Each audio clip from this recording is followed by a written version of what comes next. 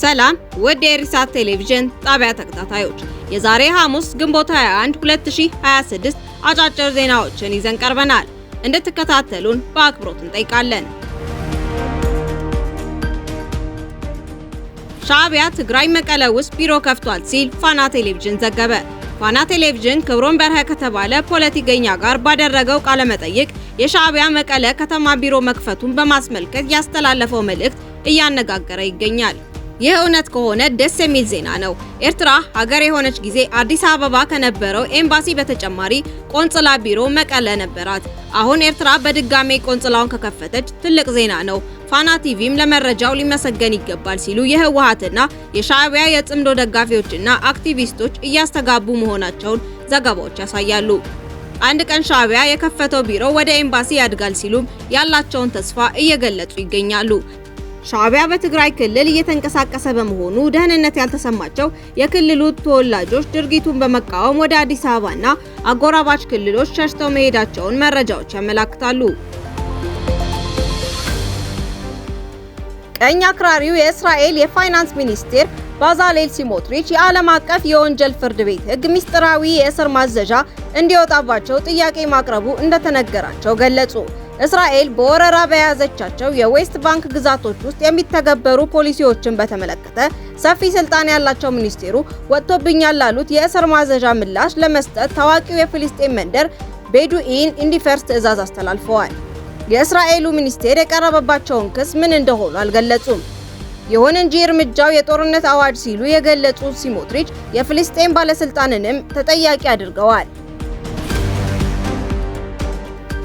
የነዳጅ ዋጋ እያሻቀበ መምጣቱን ተከትሎ የዩናይትድ ኪንግደም መንግስት ሶስተኛ ሀገራት ውስጥ ተጣርቶ ወደ ናፍጣና የአውሮፕላን ነዳጅ የተቀየረ የሩሲያ ድፍድፍ ነዳጅ ላይ የጣለውን ማዕቀብ አላላ። ይህ የዩኬ ውሳኔ ከረቡዕ ዕለት ጀምሮ ተፈጻሚ እንደሚሆን ተገልጿል። እርምጃው አሜሪካና እስራኤል ኢራን ላይ የጀመሩትን ጦርነት ተከትሎ ወሳኙ የሆርሙዝ ወሽመጥ መዘጋቱ የነዳጅ አቅርቦት ላይ ምን ያህል ስጋት እንደፈጠረ የሚያንጸባርቅ ነው።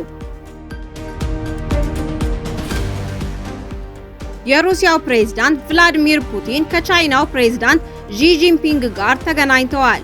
የአሜሪካው ፕሬዝዳንት ዶናልድ ትራምፕ ቤጂንግን በጎበኙ በቀናት ልዩነት ፑቲን ይፋዊ የሥራ ጉብኝት እያደረጉ ይገኛሉ። ፑቲን ከጂንፒንግ ጋር ባደረጉት ውይይት የቻይናና የሩሲያ ትስስር ከመቼውም በላይ መጠንከሩን ተናግረዋል። ቻይና የአሜሪካው ፕሬዝዳንት ዶናልድ ትራምፕና ዢ ጂንፒንግ ባለፈው ሳምንት በቤጂንግ ከተገናኙ በኋላ 200 የቦይንግ አውሮፕላኖችን ለመግዛት መስማማቷን አረጋገጠች። በስምምነቱ መሰረት አሜሪካ ለአውሮፕላን ሞተር ክፍሎችና መለዋወጫዎች የሚያገለግሉ ቁሳቁሶችን ለቻይና እንደምትሰጥ የቤጂንግ የንግድ ሚኒስቴር ረቡዕ ዕለት አስታውቋል። ለሁለት ወራት በባህረ ሰላጤው ሀገራት ቆመው የነበሩት 3 ግዙፍ ነዳጅ ጫኝ መርከቦች ረቡዕ ዕለት የሆርሙዝ ወሽመጥን ማቋረጣቸው ተገለጸ። ከመካከለኛው ምስራቅ ወደ ቻይናና ደቡብ ኮሪያ የሚጓጓዙ 6 ሚሊዮን በርሜል ድፍድፍ ነዳጅ የጫኑ ናቸው የተባሉ እነዚህ መርከቦች ወደ እስያ ጉዞ መጀመራቸውን ኤልኤስኢጂ እና ኬፕለር የተባሉ የመርከብ እንቅስቃሴን የሚከታተሉ ተቋማት አስታውቀዋል። ፕሬዝዳንት ሙሴቬኒ የኡጋንዳ ጦር ሰራዊት አዛዥ በሆነው በልጃቸው የሚመራ በአገሪቱ ከፍተኛ ባለስልጣናት ላይ የጸረ ሙስና ዘመቻ መጀመራቸው ተዘገበ።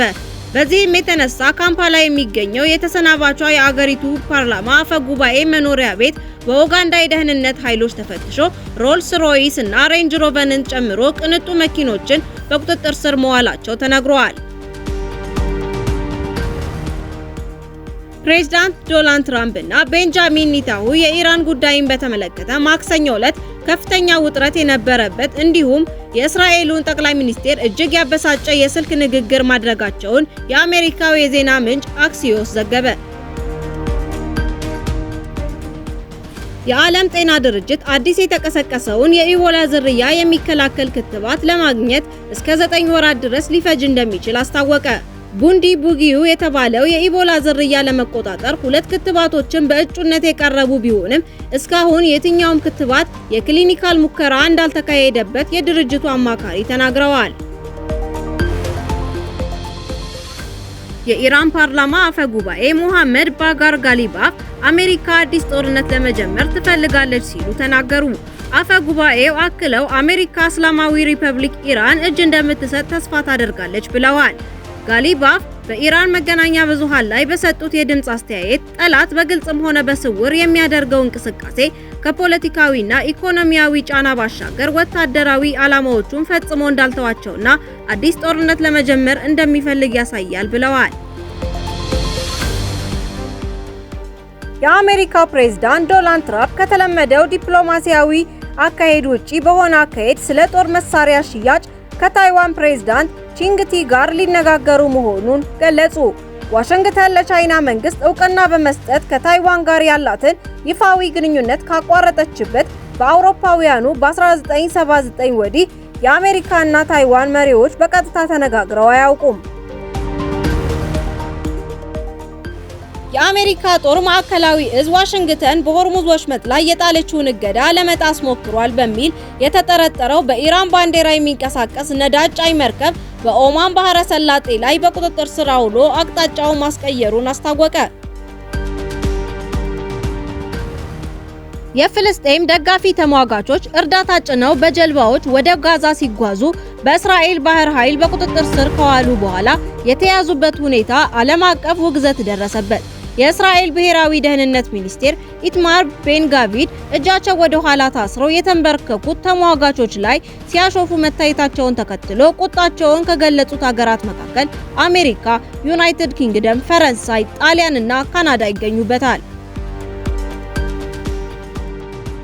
የአሜሪካና ኢራን ዋና አሸማጋይ የሆነችው ፓኪስታን የሰራዊት አዛዥ ፊልድ ማርሻል አሲም ሙኒር ዛሬ ወደ ቴህራን እንደሚገቡ የኢራን መገናኛ ብዙሃን ዘገቡ። የኢራን ፕሬዝዳንት ማሱድ ፔዜሽኪያን በበኩላቸው ቴህራንን በማስገደድ እጅ እንድትሰጥ ለማድረግ የሚደረግ ጥረት ቅዠት ነው ብለዋል። የሲዳማ ፌዴራሊስት ፓርቲ ሲፌፓ አለአግባብ ከምርጫው ተሳትፎ አግልሎኛል ያለው የኢትዮጵያ ብሔራዊ ምርጫ ቦርድ ላይ ክስ መሰረተ። ምርጫ ቦርድ በበኩሉ የእጩዎችን ምዝገባ አጠናቅቄ የድምጽ መስጫ ወረቀት ህትመት ጀምሬያለሁ ይላል። የአውሮፓ ህብረት ኮሚሽን ከ2024 ዓ.ም ጀምሮ ኢትዮጵያ ላይ ጥሎት የቆየውን የቪዛ ገደብ ማንሳቱን አስታወቀ። የህብረቱ የመሪዎች ምክር ቤት በዚህ ሳምንት በድረ-ገጹ ባወጣው መግለጫ በህብረቱ አባል ሀገራት ውስጥ በህገ ወጥ መንገድ የሚኖሩ ኢትዮጵያውያንን በመለየትና ወደ ሀገራቸው በመመለስ ረገድ መሻሻሎች ስለታዩ በ2024 ዓ.ም በኢትዮጵያ ላይ የጣለውን የቪዛ እገዳ ለማንሳት መወሰኑን ገልጿል። ኢትዮጵያ ከህብረቱ ጋር ያላትን ትብብርና ተመላሽ ዜጎችን መቀበልን የመሳሰሉ ጉዳዮችን የምታሻሽልበትን እርምጃ እንድትወስድ ከቪዛ ህጎች በተወሰኑት ክፍሎች ላይ ገደብ ጥሎ እንደነበር መግለጫው አስታውሷል። በመግለጫው መሰረት የኮሚሽኑ ግምገማ እንደሚያሳየው በተለይ በአባል ሀገራት ግዛት ውስጥ በህገወጥ መንገድ የሚኖሩ ኢትዮጵያውያን ዜጎችን መለየት፣ የአደጋ ጊዜ የጉዞ ሰነዶችን መስጠትና የመመላለሻ ስራዎችን መደበኛ አደረጃጀት በተመለከተ ትብብር በከፍተኛ ሁኔታ ተሻሽሏል። ውሳኔው ለአባል ሀገራት ለማሳወቅ ተግባራዊ እንደሚሆን በመግለጫው ተጠቅሷል። ከ2 ዓመት በፊት በተጣለው እገዳ ኢትዮጵያውያን ቪዛ ለማግኘት የሚጠብቁት ጊዜ ከ15 ቀን የሥራ ቀናት ወደ 45 ቀን ከፍ እንዲል ተደርጎ ነበር። የዓለም የጤና ድርጅት በኢቦላ መሞታቸው የተጠረጠረ ሰዎች ቁጥር 139 መድረሱን ዛሬ አስታወቀ። በተሐዋሲው መያዛቸው የተጠረጠረ ሰዎችም 600 ደርሰዋል ብለዋል። ሩሲያና ቻይና ለዩክሬን ጦርነት መንስኤ የሆኑ መሰረታዊ ነገሮች እንዲወገዱ ጥሪ ያቀረቡ። በኢራን ላይ የሚደርሰውንም ጥቃት ኮነኑ። አሜሪካና እስራኤል ኢራንን እንደ አዲስ ሊያጠቋት መሆናቸው ዘገባዎች መውጣቱን ተከትሎ ጦርነቱ እንዳያገረሽ ትልቅ ስጋት ደቅኖ ይገኛል። ወደ የሪሳት ቴሌቪዥን ጣቢያ ተከታታዮቻችን ለዛሬ የያዝናቸውን ዜናዎች የቀረቡትን ይመስሉ ነበር። በቀጣይ እስከምንገናኝ በደህና እንድትቆዩ እንመኛለን።